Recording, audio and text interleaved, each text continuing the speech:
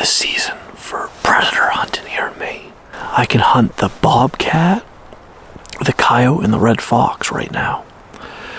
Oh, bobcat season goes from like December 1st until January, until like middle of February, like February 15th or 18th. Red fox season goes from the beginning of October all the way to the end of February.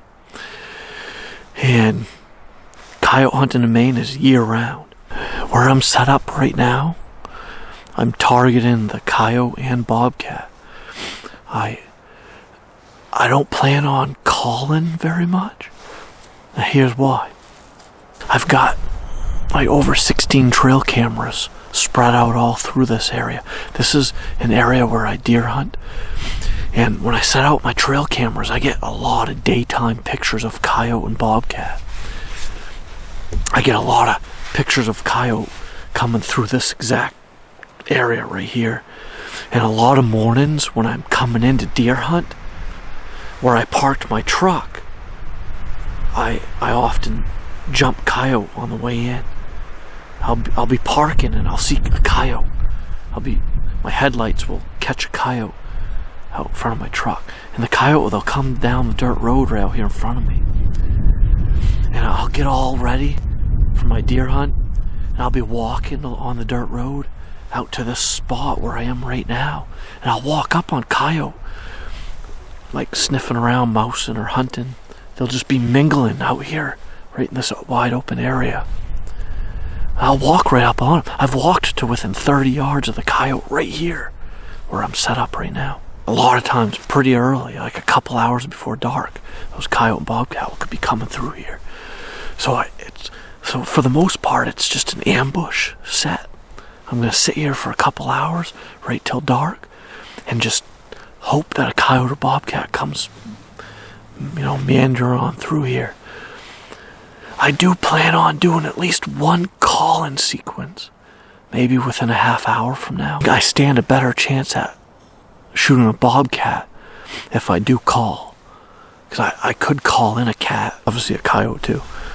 I mean, when I do that call-in sequence, a coyote or a bobcat could come running right in.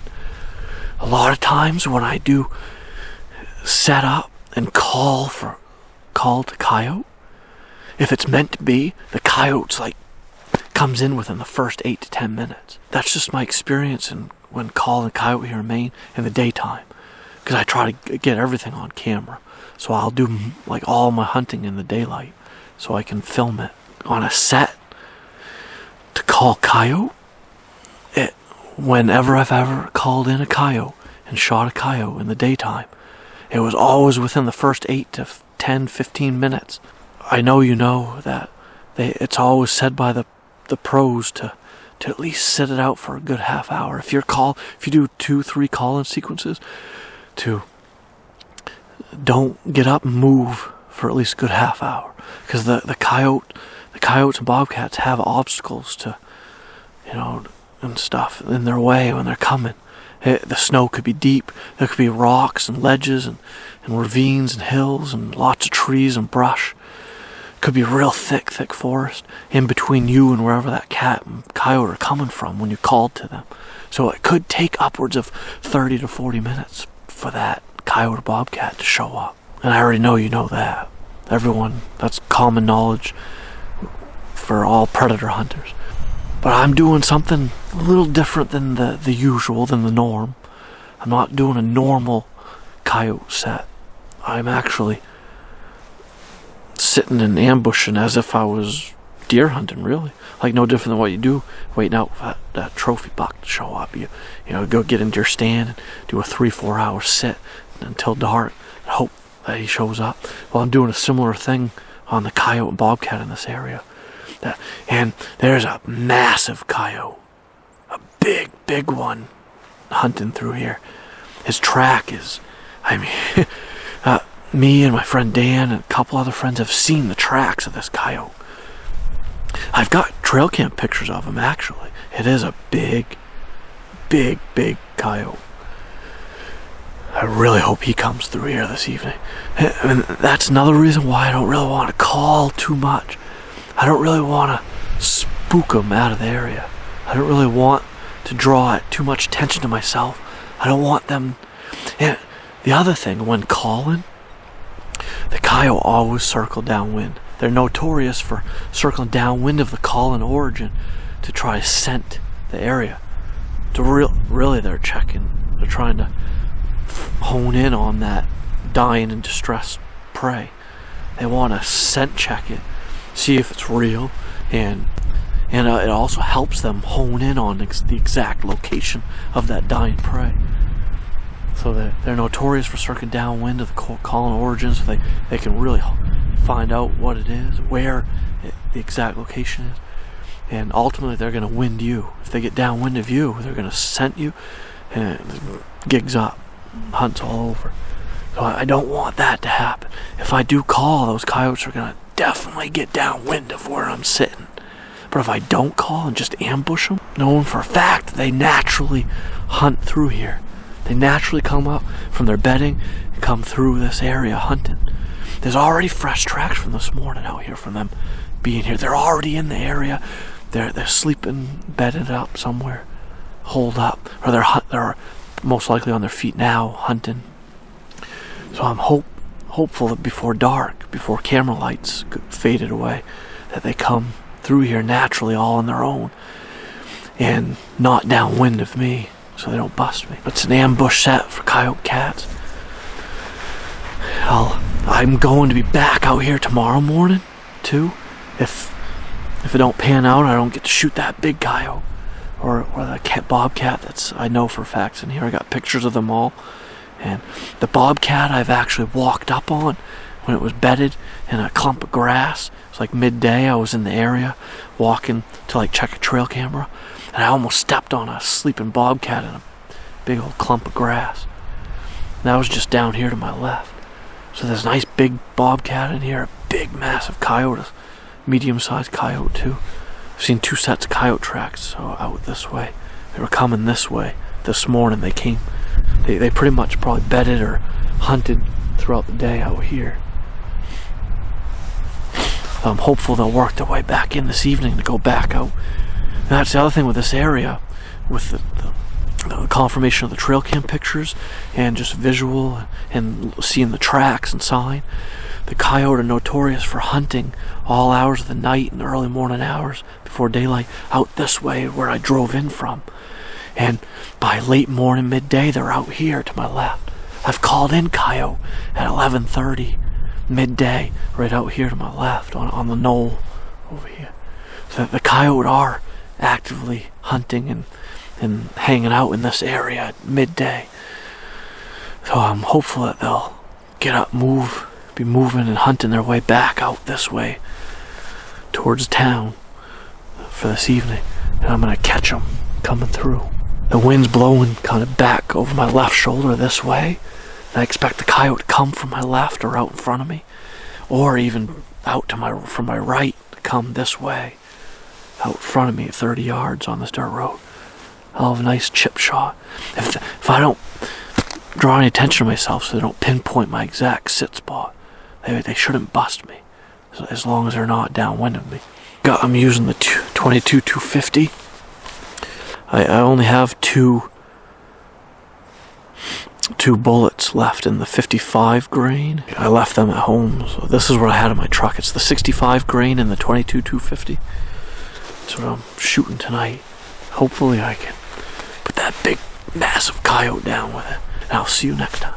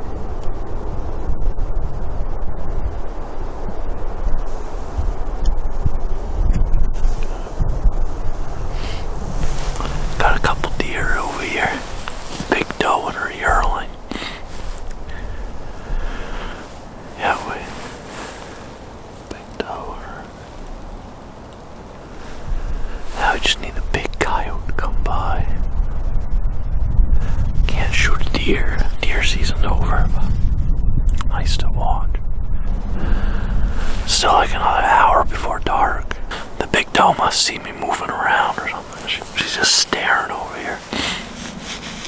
Trying not to move too much. But now we just need a big coyote to show up. That's awesome. I had some game. The animals come out. Not too shabby. Yeah, those deer are right over here. Let's get back on them.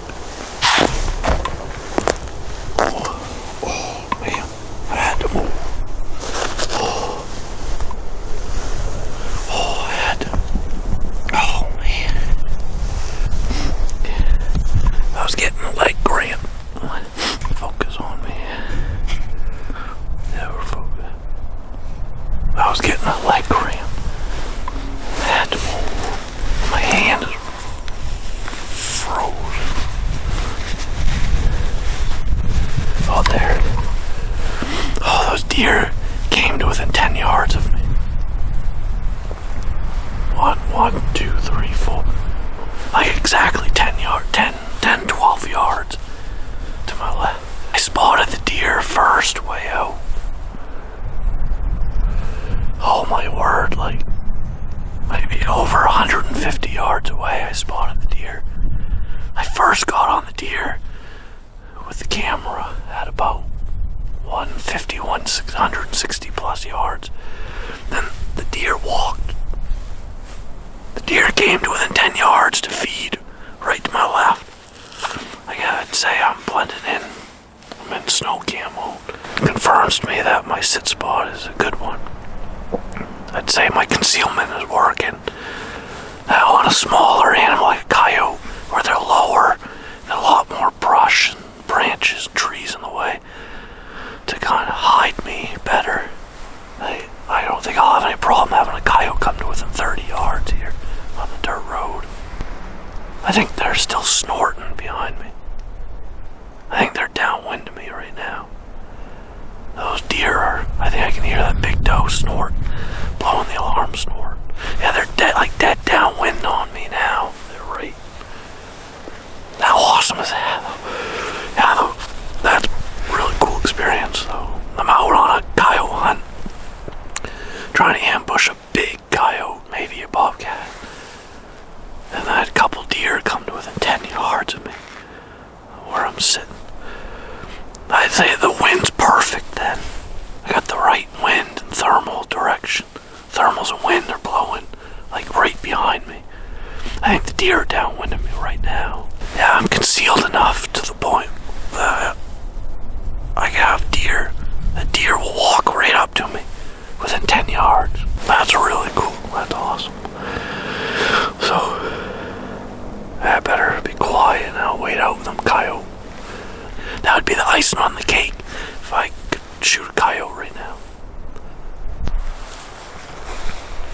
6 minutes. Okay. I think the deer were like downwind of me. I'm using the Sears wind indicator here. Yeah, I think the deer were downwind of me the whole time when they were over here at 10 yards. I'm gonna use my Sears wind indicator to check, but let's see. Oh yeah. It's right in my face. Yeah, it's right in my face. Yeah, it's going. Yeah. So they're traveling with the wind right at their backs. They came with the wind right at their backs. The wind is blowing right behind me, right in my face.